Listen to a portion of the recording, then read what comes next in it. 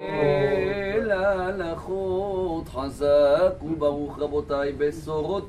le 13 dans le mois de Tammuz, la paracha de Balak et Bilam, qui veut dire en hébreu Balaam. Il voulait nous avaler et il n'a pas pu le faire. Il a essayé plusieurs fois. Et si vous avez remarqué, quand on lit un petit peu le début de la paracha, on dirait que c'est un grand sage, Bilam, grand tzaddik. Quand ils viennent le voir au nom de Balak, tu peux les maudire. Je peux pas, moi je marche qu'avec Dieu, même si tu vas me payer. Et il dit, le lendemain il dit, ok, je vais voir avec Dieu, je viens avec vous. Et il essaye une fois, deux fois, trois fois, ça sort que de bénédictions. Pourquoi dans le Talmud, dans le traité Sanhedrin, dans la page 106, 7, là-bas la Gemara dit, Bilam, tout ce que tu peux le critiquer, critique-le. Parce que c'est un grand tricheur, c'est un ramaille, tout est faux, tout est du mensonge. Je ne comprends pas, il est sage ou il n'est pas sage. Dans la même Gemara, on compare les actions de Bilam à les gens de Sodome. Sodome va Amora, Sodome et Gomorrhe en français. Tout le monde connaît cette Gemara-là. La Gemara dit là-bas qu'ils étaient des gens très très généreux. Quand il arrivait un pauvre, tout le monde le donnait, pas des pièces, des billets. Par contre, chacun y marquait le nom sur le billet. Il y avait une loi dans la ville que le pauvre, il n'a pas le droit d'acheter à manger dans la ville. Alors imaginez-vous, il se retrouve avec plein de billets, sans pouvoir acheter à manger. Ils attendaient qu'il va mourir après 2-3 jours.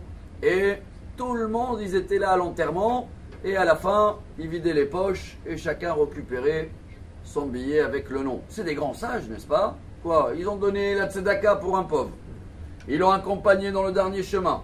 En plus, c'est pas des voleurs, chacun a récupéré ce qui est à lui. Mais, elle dit la Gemara, et voilà, Rabotaï, ce qu'il était Bilam. Et on va comprendre tout de suite que, oula, Rabbi Nachman de Breslev, il dit, peut-être nous aussi, des fois, on a un petit bilamique chez nous.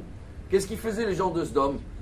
Quand le pauvre il venait, bon maintenant déjà il n'a pas mangé parce qu'il n'a pas acheté à manger. Mais comment on va le mettre dans le lit? Si le lit fait 1,80 m et lui il fait 2 mètres, quoi, et ses pieds vont rester dehors, il risque d'attraper froid. Si lui il fait 1,50 m, il va rouler dans le lit. Si on va faire plusieurs lits, le temps qu'il va trouver le lit, ils ont trouvé le système. Ça c'est la référence de Sodome et Gomorrhe. Ils ont dit non, on va faire un seul lit et on va adapter l'invité au lit. S'il est trop petit, on va le tirer les pieds et tout, comme ça il va être bien. S'il est trop grand, on va le couper les pieds. Rabotaï, c'est ça la référence dans la Gemara pour Bilam. Qu'est-ce qu'il fait Bilam? Ouais, bien sûr, il marche avec Dieu. Moi, je marche que avec Dieu. Moi, ce que Dieu il me dit de faire, mais il a une volonté pas bonne, qu'il a toujours un conflit entre lui-même et il essaye rentrer Dieu dans son lit. Essaye de s'adapter. Ce qui veut dire, Rabbi Nachman de Breslev, Rabotaï, nous aussi, des fois, on a la Torah, on a Dieu, on est là, on est. Mais des fois, à la place que nous, on s'adapte à les lois de la Torah, nous, on arrange nos traits de caractère.